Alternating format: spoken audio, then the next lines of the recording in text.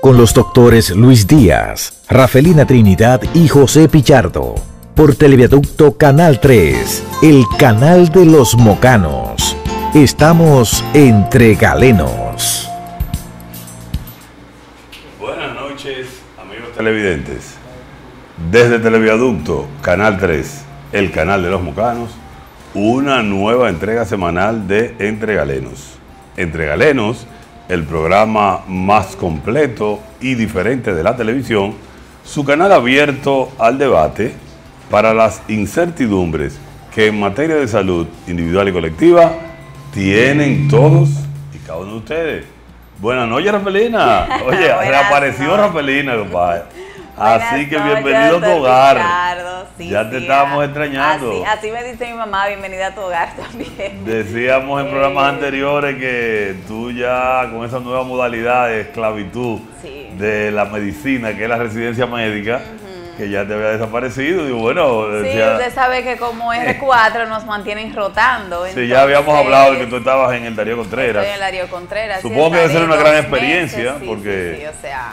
Llegar, como mi hospital es el Ricardo Limardo, que es un hospital pequeño, aunque ya sea un hospital para una provincia extensa, muchos municipios, y ocurran muchos casos, no es lo mismo que llegar al Darío Contreras, sí, obviamente. Es un hospital de referencia nacional. Es un hospital, o sea, me he dado cuenta de todo lo que decimos aquí acerca de la desorganización, de lo que se hizo, de la arquitectura que tiene el Darío, o sea, un edificio te manda a otro así como si nada. El departamento de pediatría, o sea, de verdad que el dinero que se invirtió fue muy mal invertido. Pero los médicos de allá, o sea, el personal es otra cosa. Ya hablando de estructura, obviamente que se ha hecho un gasto innecesario, no innecesario, sino que se gastó demasiado en algo que se podía hacer menos. Pero el trato, los pacientes, los médicos, los residentes, o sea, súper, me ha encantado. El hospital, un hospital de referencia nacional, imagínate, yo pasé por ahí como estudiante de ortopedia y yo asumo que después de tanto tiempo, experiencia tiene de más, un gran prestigio entre los ortopedas, un hospital neuroquirúrgico, de traumatología, ni modo. Exacto. Y bueno, la organización de los residentes, hemos hablado, sí. Hay muchas áreas que rotan por ahí, la gente de Torrino rotan por ahí también. Sí, tiene una residencia de neurocirugía. Es un hospital especialmente de maxilofacial, neurocirugía, ortopedia y emergenciología. Esas son las 4 especialidades de allá específicamente, pero ya los de cirugía rotan por allá, los de emergencia de No, yo asumo que para ti como emergencióloga fue una gran experiencia el rotar o estar rotando, por un hospital como ese que tiene tantos casos, que el aprendizaje necesariamente tiene que ser bueno porque es un hospital con mucho volumen de trabajo. Sí, bastante. Yo estoy rotando ahora por cirugía torácica. Entonces, la única que está rotando en este mes por cirugía torácica soy yo. Entonces, ya usted sabe, todo lo tubo de pecho, todo lo de motora, todo lo de derrame pleural, me tocan a mí. Entonces, bueno, pues ve afinando eso, para que cuando llegue aquí me ayude a mí, porque yo la verdad que eso de estar poniendo tubo y está haciendo punciones torácicas, a mí eso nunca me ha gustado. Ay, pues a mí me fascina. Pero de todas maneras, pues felicitamos a Rafelina y esperamos que esa rotación sea de mucho provecho, porque yo sé que los traumas en sentido general, de toras en particular, es algo que los emergenciólogos tienen que manejar y manejar bien. Y yo creo que el Hospital Darío Contreras ofrece una muy buena alternativa. Excelente, es una academia excelente. Latinoamericana de lo que pasa en el mundo Telesur. En este mismo sistema de cable, en el canal 104, usted sintoniza a Telesur y tendrá una perspectiva latinoamericana de lo que pasa en el mundo. Y recuerden que estamos en las redes sociales, estamos en YouTube. En YouTube, usted entra a la red social de videos, pone en la barra de búsqueda la palabra Entre Galenos y ahí usted verá segmentos interesantes de programas anteriores, todos los programas del 2017 y todos los programas de este 2018. Así que, si por cualquier razón usted no pudo ver el programa o lo quiere recomendar a un amigo, pues dígale que entre YouTube, que en la barra de búsqueda ponga la palabra Entre Galenos y ahí usted verá segmentos interesantes y todos los programas del 2017 y 2018. Y tenemos una cuenta de Twitter, ahí está, cualquier comentario, pregunta o sugerencia, usted lo puede dejar por ahí.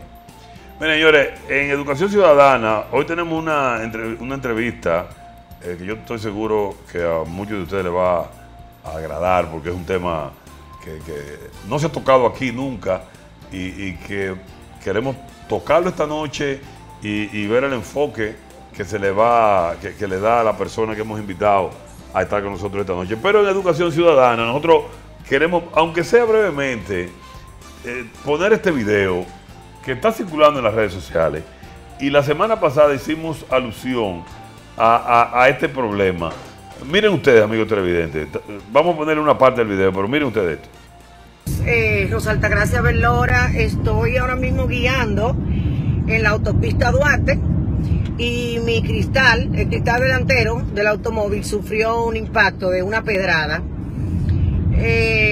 Hay 6 motoconchos, o sea, no sé si son motoconchos, si son asaltantes o qué es lo que son, pero estaban todos en la autopista tratando de que yo me parara. Yo no me paré, al contrario, aceleré, me le acerqué a una patrulla de la policía, traté insistentemente de que la patrulla me diera su auxilio y no lo hicieron. La placa de esa patrulla de la policía es la F5863 atrás, y más adelante tiene otra que es X376469.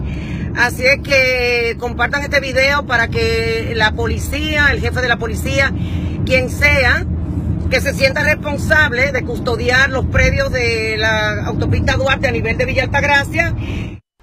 Bien, amigos, ahí vieron ustedes ese video, por lo menos la primera parte del video, está circulando en las redes sociales, sobre todo en WhatsApp. La semana pasada comentábamos alrededor de los operativos policiales, de lo que supuestamente ha hecho disminuir la delincuencia y todo lo demás.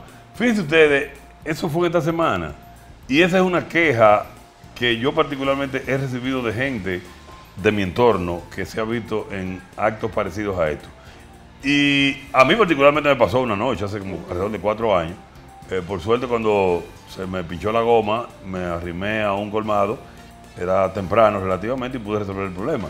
Pero esto es algo consuetudinario. Y miren ustedes cómo ella, la señora, se queja amargamente de que le rompieron el cristal. Tuvo la habilidad de no pararse, de no hacerle coro, como dice la gente, hacerle caso a un grupo de motoristas que se le acercaron, que lo más probable que sea parte de esa misma delincuencia organizada en esa zona. Pero cuando ella fue a la policía, oye, la policía no le hizo caso. O sea, la policía no le hizo caso. Entonces, la primera conclusión que uno saca de eso es, oye, la policía es cómplice de eso. Claro. La policía es cómplice de eso. No. Porque si la policía está para proteger al ciudadano, se supone que la primera reacción de esa patrulla cuando ella da la queja es ir a averiguar. ¿Qué pasó? O por lo menos darle protección a ella también y garantizar que ella pudiera seguir su camino. Y ella dice que no. Oye, que ni caso le hicieron. Entonces, con actos como esos, consuetudinarios, diarios, que ocurren a cada momento que en es ese el tramo, diario vivir, en ese tramo de la autopista Duarte como es Villa Altagracia. Óyeme, y la policía no ha sido capaz de resolver ese problema. Es evidente que hay una complicidad entre la policía y los delincuentes, o son los mismos policías los delincuentes, porque eso no sería raro. no sería eso una sorpresa. Entonces, óyeme. Pero eso es por Villa Altagracia. En Villa Altagracia, ella lo dijo ahí, y eso ocurrió, a mí me pasó, hace 4 años a mí me pasó en Villa Altagracia eso. Es verdad. Eso bueno, a mí no fue el video, pero fue una goma, y se me acercaron el grupo, pero yo me arrimé a un colmado donde había mucha gente y pude resolver el problema. Recientemente un amigo mío le pasó lo mismo bajando de Loma Miranda, y incluso se vio compelido por un grupo de los motoristas, los residentes del lugar, y él tuvo que acceder a darle una cantidad de dinero para poder reparar las gomas y ese tipo de cosas, y a total se le perdió un dinero que tenía también en el carro. Es decir, que ya todo un patrón, tú sabes, que ellos están implementando, y la policía ante eso no hace nada ni dice nada. Y peor todavía, cuando esta señora le da la queja, se muestran indiferentes, y ella misma hace la denuncia, menciona placa de la unidad que la asistió, etcétera, etcétera. Pero nada. Lo que llama la atención es nadie toma conducta. Cómo la policía, que se supone está para proteger al ciudadano, porque pasa que usted y yo pagamos impuestos, es para que ellos le sirvan a uno, pero resulta que la policía, en vez de ser parte de la solución en este país, es el problema. No que parte del problema, no, es el problema. Y entonces, lamentablemente, amigos televidentes, nuestros gobernantes no hacen nada. Este ministro de la presidencia, que es el primer ministro de este país, el mandamás, el poder detrás del trono, como dice, no hace nada. El presidente de la República, que en estos días estaba defendiendo a capa y espada lo que está haciendo el gobierno, no hace nada ante hechos como ese. Entonces, definitivamente, ¿qué le queda a la población ante una situación como esa? Uno resolver uno, y eso sería ya usted darse por muerto. Entonces, definitivamente. No salir a la calle con el miedo que la gente tiene. Eso es para que ustedes vean, amigos televidentes, cómo es que andamos en este país. Ante situaciones como esa, que son del diario vivir, miren cómo una señora pone una denuncia, le explica a una patrulla policial la manera en que fue agredido su vehículo, en que fue roto su cristal, y mira la actitud. La forma de ellos responder. Bueno, así las cosas, amigos televidentes. Y ustedes saben nuestros temas iniciales, los ecológicos, como siempre, Loma Miranda, el Parque Nacional. Este programa siempre va a estar defendiendo esa posición ecologista. Igualmente lo de Valle Nuevo, ustedes saben, sacaron a los chiquitos ya, que saquen a los grandes. Estábamos esperando eso. Hace rato de eso que estamos esperando y no terminan de sacar a los grandes de Valle Nuevo, que están depredando ese activo ecológico del pueblo dominicano. Y el lado de San Juan, ustedes saben que también este programa apoya la exigencia de los pobladores de San Juan de la Maguana de que no les sea concedida la explotación de sus recursos mineros a la empresa Gold West. Así que este programa también está apoyando la demanda de los ecologistas de San Juan de la Maguana. Y ustedes saben, eso otro, eso no hay ni que decirlo, eso sí es verdad que es una cueva de ladrones. Eso sí es verdad que es un antro de corrupción. Eso sí es verdad que es un nido de ratas, OISOE. El ejemplo más típico de OISOE, ya Rafael lo está viviendo, es el Darío Contreras. Oye, programaron la reconstrucción del Darío Contreras en 800 millones de pesos. Salió en 1.600 y ya tú ves que tú estás allá. Y tú estás allá. Es decir, que esa OISOE, eso debería ser cerrado, ya lo hemos dicho muchísimas veces. El gobierno se dio cuenta de que las escuelas no eran atributos para OISOE, que era mejor dársela a obra pública, que es quien tiene que tener todas las obras de este país, pero bueno. Se supone. Se supone. Pero ellos entendieron por lo menos que las escuelas había que quitárselas. Y se la quitaron, se la dieron a obra pública. Ahora estamos esperando hace rato que le quiten los hospitales. Porque el de aquí uno no sabe cuándo que va a terminar. No bien termina en una área cuando hay otra que da problemas. Tal vez en el 2050, si no hay mucho problema, podemos ver el hospital de aquí. ¿Y cómo va avanzando? Mal, Rafaelina, mal. ¿Y el parqueo? ¿Cómo va avanzando mal? Porque se estoy diciendo aquí que tiene que quitárselo, porque está mal. El hospital va avanzando mal. Así de sencillo. Bueno, pero así las cosas. Bien, amigos televidentes, tenemos aquí nuestra invitada y no vamos a extender mucho los temas de la semana. Yo solamente quiero referirme a dos cosas. Uno incluso podrá tener esta relación con lo que nuestra invitada va a hablar, pero hay otro que, miren, en esta semana hubo un sazonamiento, vamos a decirlo así, para utilizar un término popular, de una declaración que dio la semana pasada Pedro Martínez, el pelotero, el pitcher dominicano, el lanzador dominicano que está en el Salón de la Fama, toda una estrella en su momento del béisbol, tanto de nuestro país como en Grandes Ligas. Y Pedro Martínez se refirió a que la situación del país, él la veía mal. Y decía que los dominicanos no deberían de rendirse, aún vieran las cosas mal. Y que había que luchar por tratar de que estas cosas mejoren. Pero mira la frase que él puso, nunca había visto este país tan estancado. Pero entonces eso, cuando esa bocina del gobierno vieron eso, empezaron a despotricar contra Pedro Martínez. Y este señor que está ahí, el principal comentarista de la radio, dijo que Pedro Martínez hizo un mal lanzamiento, porque, como dicen, la hizo fuera del cajón. Y le decía al final que él como político no es tan bueno como pelotero y como que zapatero a tus zapatos. Oye, la verdad que estas bocinas, estos bullangueros, deben darle vergüenza. Sí, vergüenza debería de darle, exactamente. Vergüenza debería de darle. Porque si algo ha tenido Pedro Martínez, mira, yo no soy muy dado, y aquí ustedes lo han visto, amigos televidentes, a lo largo de todo el tiempo que hemos estado a estar loando a ninguna personalidad, ni farandulero, ni deportista, y eso que yo soy un consumado seguidor del deporte.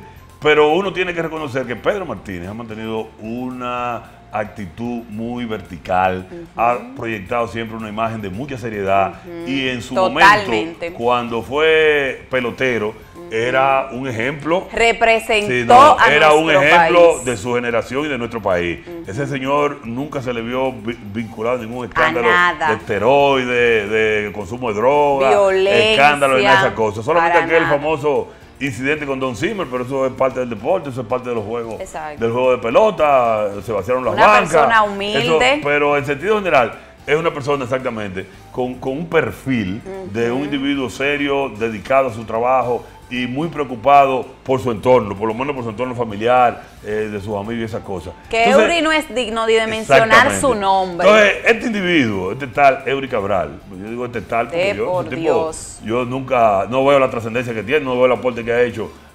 en este país, más que hasta debería de medirse. De bullanguero, de vocinclero y de bocinero en esos programas, en ese vulgar programa que tiene en la mañana, que no es más que una caja de resonancia del gobierno de Danilo Medina. Le pagan un buen sueldo, tiene apartamento, vive del gobierno, es, por decirlo así, un portentado y un individuo con una muy buena y cómoda posición, que evidentemente la ha alcanzado en base a las prebendas que recibe del gobierno, no en base a su trabajo ni a los aportes que haya hecho, porque no ha hecho ninguno. Exacto. Y entonces se destapa despotricando contra las declaraciones de Pedro Martínez. Lo mejor es, amigos televidentes, que sea usted quien juzgue si realmente lo que dijo Pedro Martínez responde o no a la verdad, sencillamente. Y para terminar ya el segmento de comentarios, porque ya tenemos a nuestra entrevistada. Lástima que Luis no esté aquí, yo sé que íbamos a discutir por eso. Pero yo personalmente, cuando lo vi ayer en la prensa, digo, oye, qué valentía, qué valiente. Y me estoy refiriendo al senador norteamericano, a John McCain, que uno, por un asunto de convicción ideológica, de principio y todo lo demás, siempre ha sido un adversario de su ideología, de la forma como piensa y como visualiza los problemas de este mundo. Sin embargo, esas declaraciones que dio John McCain, que estuvieron circulando en la prensa de ayer, creo que ahí traje un titular al señor director, a ver si lo pone. Oye, a mí personalmente me impactó, porque uno tiene que reconocer la valentía del individuo. Oye, este señor, que es senador norteamericano, que fue el rival de Barack Obama en el año 2008, que ha mantenido siempre una posición conservadora, fue soldado norteamericano, estuvo preso en Vietnam por 5 años, ha sido un adalid de la derecha norteamericana, de la fuerza conservadora. Sin embargo, le diagnosticaron un cáncer de un tumor cerebral. Un tumor cerebral, y yo asumo que debe ser algún glioma, porque es bastante agresivo según los comentarios que dan. Y él comenzó un tratamiento. Pero la enfermedad sigue avanzando. La enfermedad sigue avanzando y los médicos le dijeron, oye, esto sigue mal, no ha respondido como uno espera. Y él valientemente dijo, oye, paren esto. Dijo, paren eso. Y yo asumo. No, ya dijo él, oye, no me sigan tratando. Ya yo asumo. Y no dejó durante todo su tratamiento de trabajar. Iba a sus funciones en el Senado, se rodeaba de su equipo de asesores y dirigía lo que son sus ocupaciones como senador de Estados Unidos. Y más todavía, para que uno vea la valentía con que la gente puede enfrentar una adversidad como esa, que ciertamente lo es, él dijo, oye, hagan todos los arreglos para mi funeral cuando llegue la hora y no quiero ver a Trump ahí. Y no quiero ver a Trump. No quiero ver a Trump ahí. Dijo que mejor vaya el vicepresidente de Estados Unidos. Porque él ha tenido, a pesar que son del mismo partido, ha tenido serias diferencias con la forma como el presidente de Estados Unidos ha manejado la política interna, sobre todo con la política del plan Obama, el Obamacare, el plan de salud de Estados Unidos, que él era un defensor de eso, él apoyaba eso, y Trump pues, lo echó para atrás, y entonces por ahí se distanciaron, y también con el enfoque en la política internacional. Y entonces él le dijo a su allegado, oye, no quiero ver a ese en mi tierra. Quiero que vaya el vicepresidente para que represente lo que es los estamentos de poder norteamericano, pero no quiero ver a Trump ahí. Es decir, me dio, qué sé yo, ver cómo un individuo afronta una situación como es una muerte que él sabe que segura que le va a llegar. Que viene. Porque ya Claro. tiene un cáncer diagnosticado, lo trataron y no mejoró, lo trataron y no se dio, y entonces él asumió eso de manera valiente. Exacto. Y la verdad que con casos como Una ese, amigo manera. televidente, uno tiene que, como dicen por ahí, quitarse el sombrero y admirar la forma valiente Exacto. como él se enfrenta Una las manera de adversidades, enfrentar los problemas. las adversidades que nadie las quiere, Pero- nadie las desea, pero cuando llegan, entonces hay que asumirlas. Así Así que miren ustedes el ejemplo de ese senador norteamericano ante un problema de una adversidad, en este caso una enfermedad catastrófica, como se le dice hoy en día. Bien, amigos televidentes, vamos a hacer una breve pausa, entonces aquí ya venimos con nuestra entrevistada de esta noche.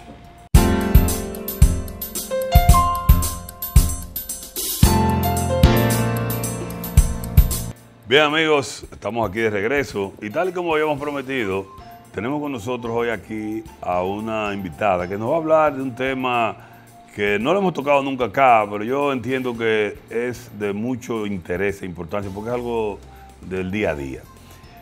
A quien invitamos hoy ya es una conocida aquí, no tan consuetudinaria, por ser que es conocida porque ha estado antes con nosotros y dio una muy buena entrevista cuando la tuvimos por acá hace como 2 meses más o menos. Y le quedamos que ella debía de volver por aquí porque la verdad que ella se desenvuelve muy bien. Incluso ahora que Rafaelina está con estas ausencias, estoy yo contemplando traerla para acá. Y nos estamos refiriendo, amigos televidentes, Ya ella me está preguntando que de a la dónde que yo vi. licenciada Arlene Lora. La licenciada Arlene Lora, ustedes recuerdan, es licenciada en psicología y estudió en UTESA. Hizo también psicología clínica en la Escuela de Graduados de UTESA.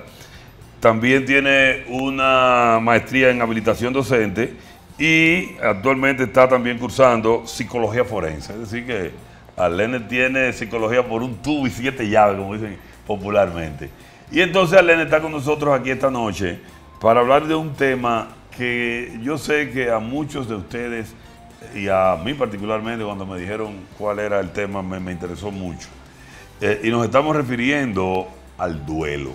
Pero antes de hablar del duelo, vamos primero a saludar la presencia de Arlene aquí. Buenas noches. Hola, ¿cómo tú estás? Muy bien, doctores, ¿cómo están? Todo bien, ¿y tú? Un placer para mí estar acá otra vez. Qué De bueno. nuevo. El placer es de nosotros. Gracias. Bien, bueno, señores. Entonces, tal y como decíamos, con Arlene vamos a conversar esta noche alrededor de un tema que a veces se pone un tanto difícil manejarlo. Porque de alguna manera a todos nos ha tocado enfrentar una situación difícil como es la muerte de un ser querido. Eso es parte de la vida también, esa es otra. La muerte es parte de la vida y de alguna manera todos vamos a afrontar en un momento dado la muerte de alguien cercano a nosotros, eso es así.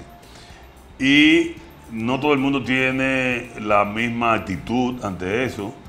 Incluso hay gente que le es difícil sobrellevar eso. Yo he tenido gente de mi entorno, incluso profesionales, médicos y eso, que se le hace difícil a veces superar estas situaciones. Entonces con Arlene vamos esta noche a hablar sobre eso. Lo primero, Arlene, ¿cómo lo del duelo? ¿Qué tenemos que entender por duelo para que la gente se vaya ubicando? Bien, hablar de duelo es hablar de un tema que tenemos que abarcar mucho antes de comenzar a hablar de duelo. ¿Por qué? Porque vivir es un proceso dinámico en los seres humanos y somos tristeza, alegría, emociones. Entonces, todas esas emociones están ligadas al proceso de vida. Entonces, así como hay esos procesos, hay situaciones que los seres humanos tenemos que enfrentar, como son separaciones, cambios de mudanzas, me voy a vivir fuera del país, voy a cambiar de escuela a los niños. Y todas esas situaciones encierran también duelo. Nada más no es la muerte, eso es lo que más difícil vemos porque en realidad la muerte es algo irreversible. Pero eso es en realidad hablar de duelo. El duelo es una pérdida, obviamente. Hablar de duelo, perdemos algo, siempre. Ah, ok, no significa que sea solamente Exacto. un ser querido. No Ok. solamente es un ser querido, o sea, por ejemplo, inclusive cuando te mudas de casa, por ejemplo, en tu casa antigua, tu casa tenía el baño al fondo, pero cuando te despiertas a medianoche, en tu casa nueva, el baño está al lado derecho y tu cerebro actúa que tú todavía sigues viviendo en la casa antigua. Entonces, eso es un proceso que debes de asimilar también, que te mudaste de casa o que te vas a ir a estudiar fuera del país. Ahora también vemos muchos padres que estaba escuchando también de hijos que van a estudiar fuera del país. Entonces ya eso es un proceso de que los padres, lo que le llamamos los psicólogos el nido vacío. Esos padres que están acostumbrados a tener sus niños, que ya son ya adultos, se tienen que ir a España, se tienen que ir a Estados Unidos, entonces ese nido se queda vacío. Entonces ellos experimentan también ese proceso de duelo. Pero ya lo que es la muerte en sí, es como somos un país latinoamericano y los latinoamericanos somos muy emocionales y los rituales de lo que conlleva la muerte y todas esas cosas, entonces hacemos más bien lo que es el duelo más dramático. El latinoamericano, o sea, a diferencia, no es igual un duelo de un estadounidense a un duelo de un dominicano, porque el estadounidense muere un ser querido o su mamá, por ejemplo, y esa persona, ese hijo va a la casa, recoge lo que tiene que recoger y dentro de 2 semanas, 1 semana es el funeral de esa señora o ese señor.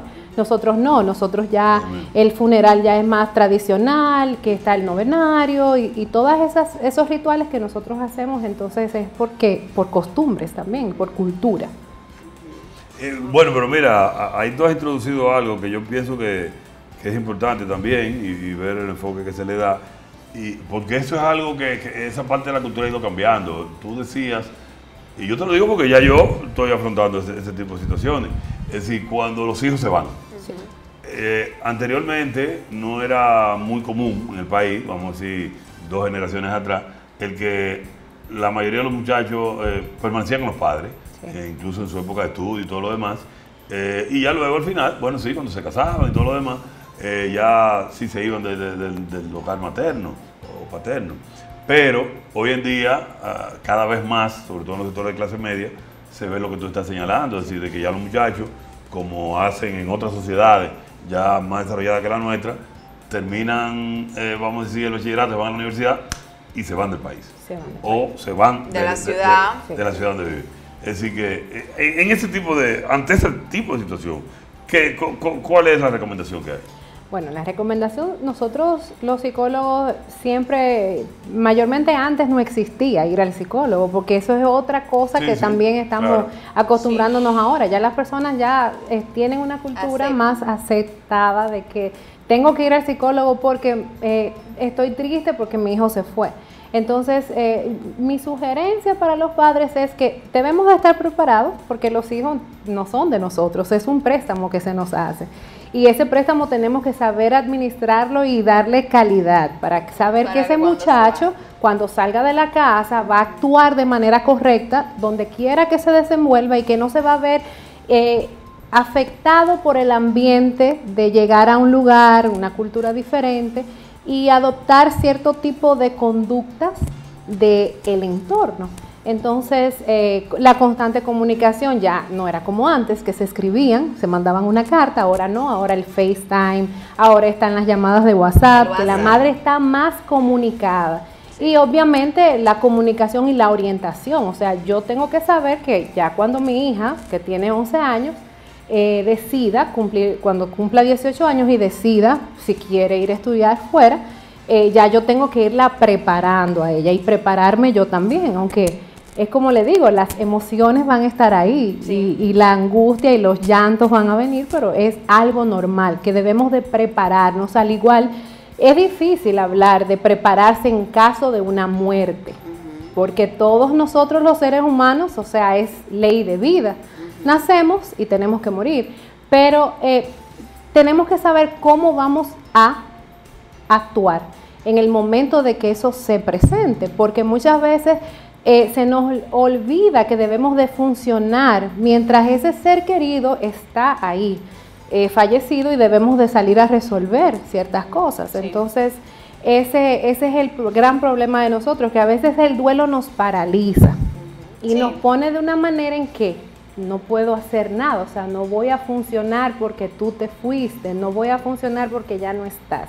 En el caso mío, Arlene, es muy constante que yo a diario vea los procesos por lo que pasan las personas, pero cuando estoy en la unidad de cuidado crítico, en la emergencia, que llega un paciente ya sea casi fallecido o fallecido, tengo que mezclarme con los familiares.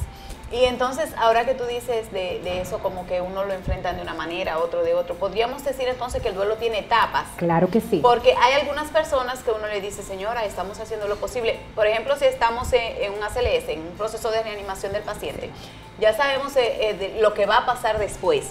Pero vamos entonces ya manejando al familiar, diciéndole, mire, el paciente está muy mal, estamos tratando de hacer lo posible, todo lo otro. Y ellos están como, sí, ok. Y yo digo, es como que no me está entendiendo.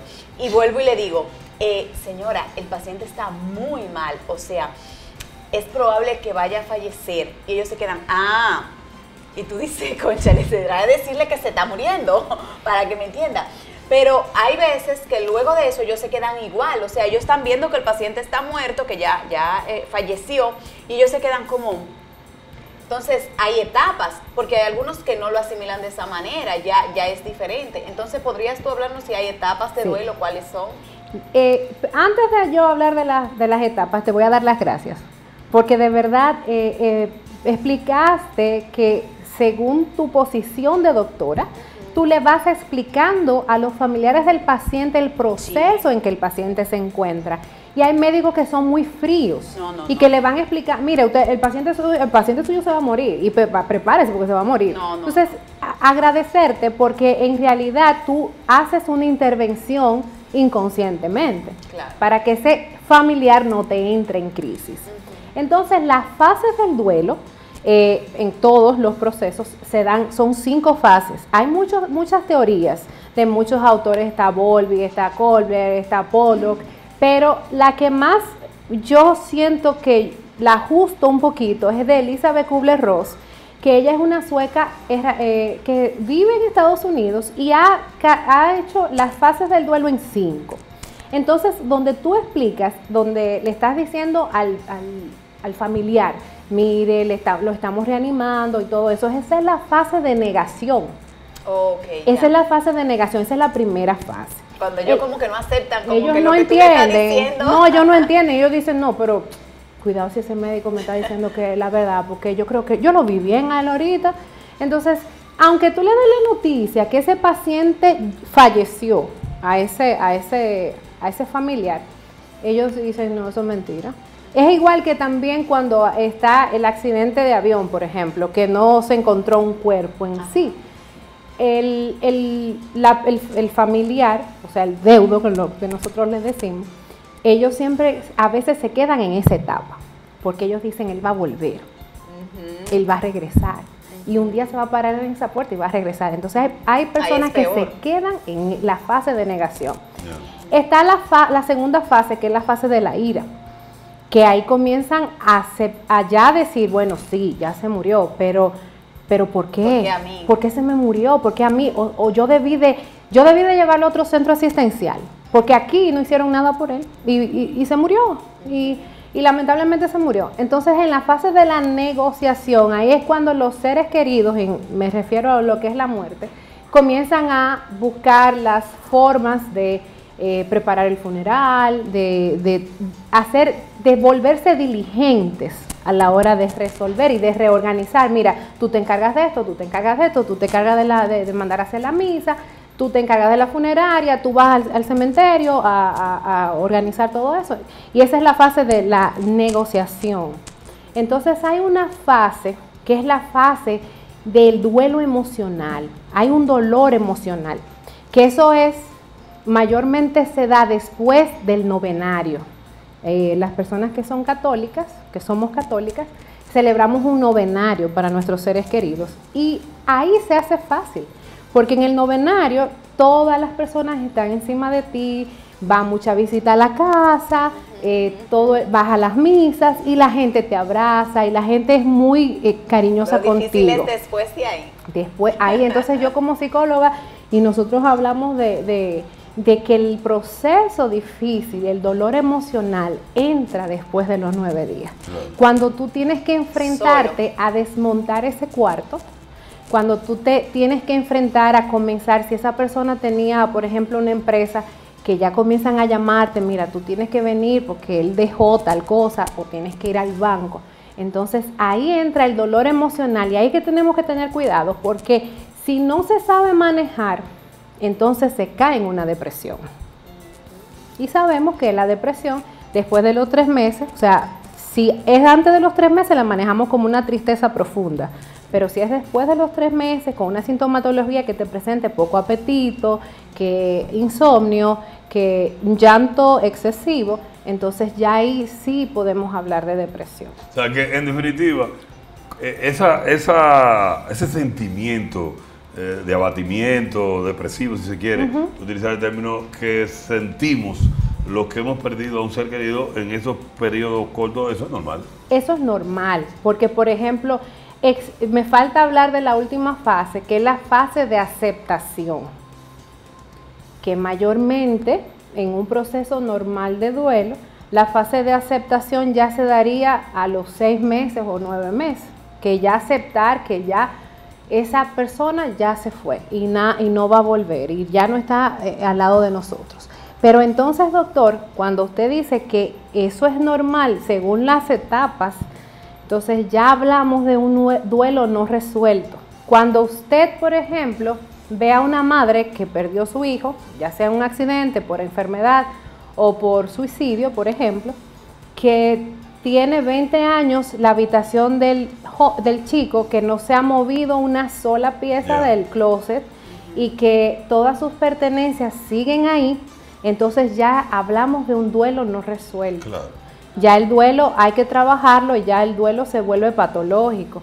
Entonces ya sí es bueno que se trabaje como ¿Después de qué tiempo? Después del año, que por ejemplo hay personas que se quedan en la fase de lo que es el dolor emocional, que es la fase depresiva, que tú no puedes dormir, que no comes, que pierdes de peso, que todo eso. Y hay gente que también a veces se queda en la fase de la negación.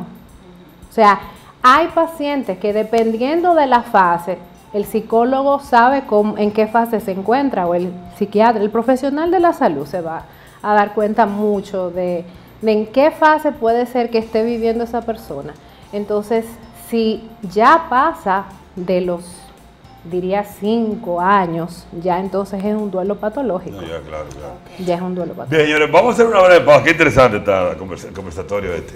Vamos a hacer una breve pausa y regresamos luego con la entrevista a la licenciada Arlene Loro.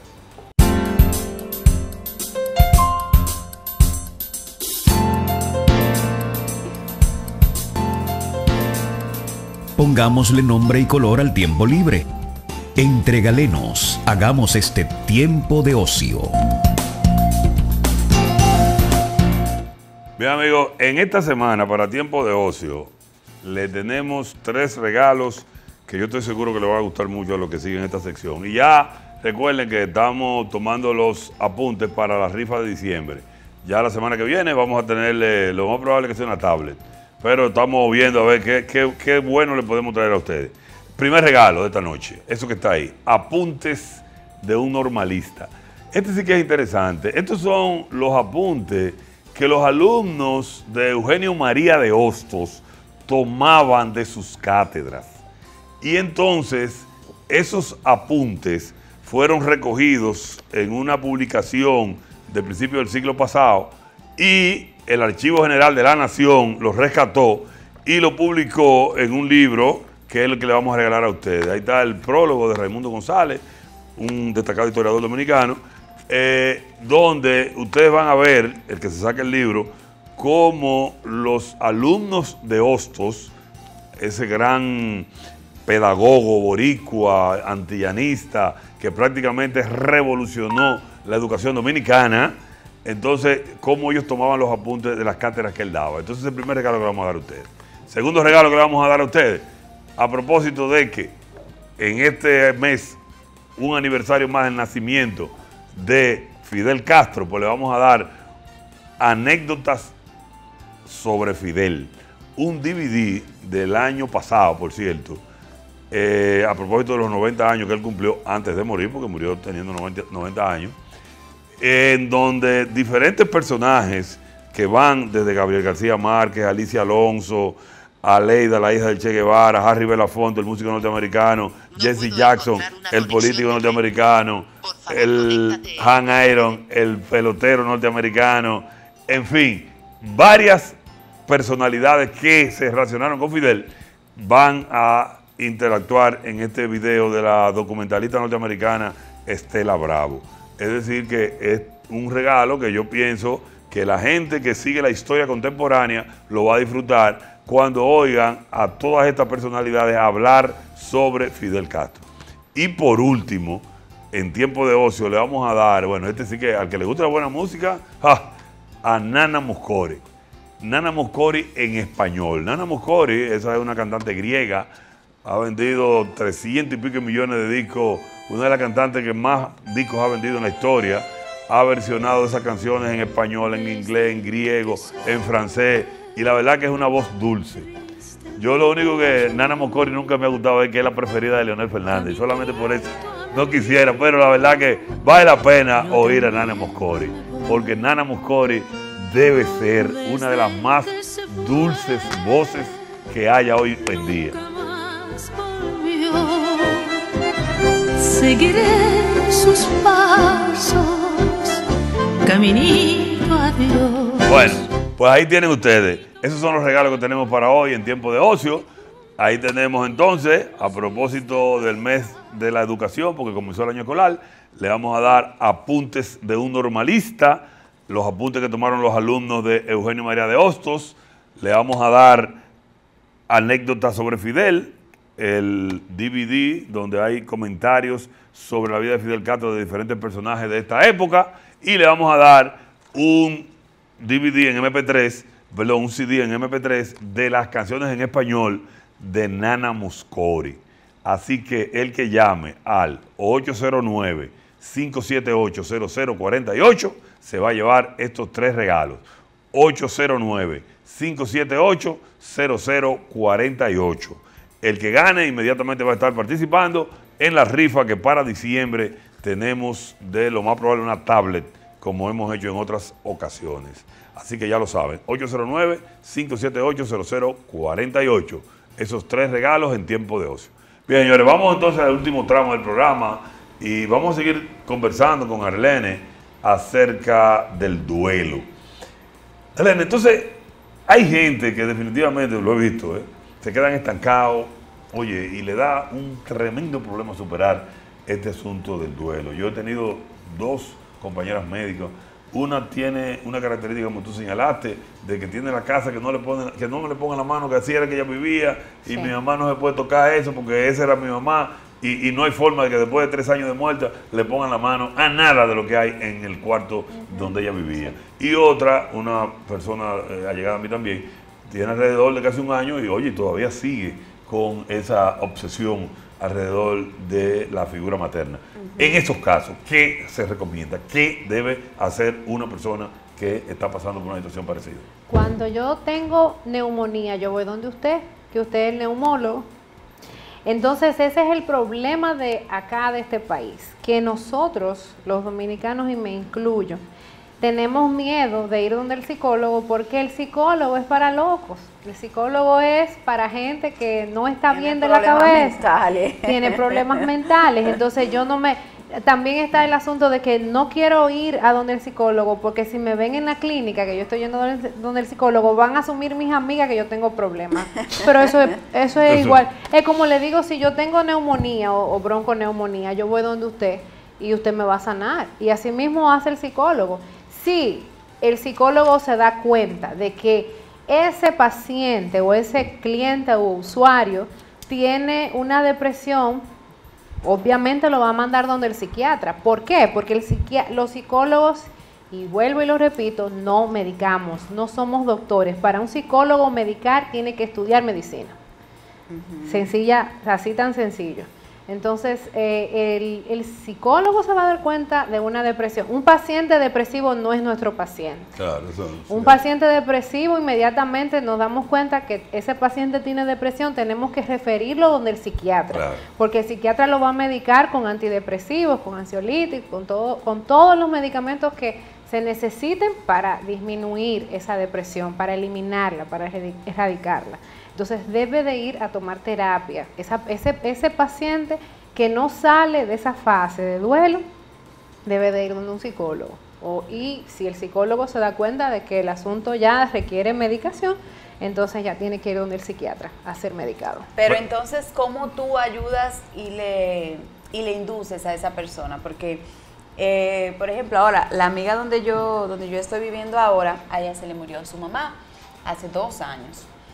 Y yo, desde que llegué a la casa, yo dije, ¿y la foto de tu mami? Dice ella, no, mana, todo está como ya lo dejó y guardamos todas las fotos, porque todavía no queremos ver fotos ni nada, y hace 2 años.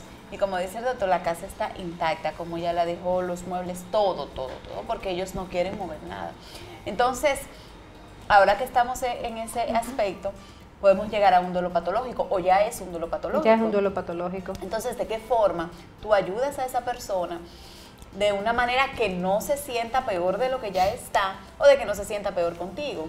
Mira, a través de la terapia, de la psicoterapia ayuda mucho. Sí. En el aspecto, o sea, cada psicólogo, y lo digo también, es una frase muy mía, en psicología 2 más 2 no son 4.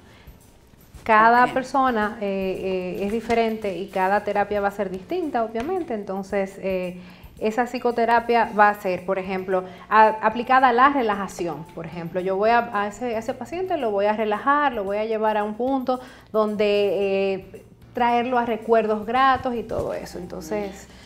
Wow, el tema estuvo muy interesante. La verdad y no que nos sí. dimos cuenta que Ahora el sí tiempo que ya nos pasó. vamos a comprometer con Arlene, con ustedes, amigos televidentes, a que esto se va a repetir, porque hemos abordado un aspecto del duelo, que es el de la muerte principalmente.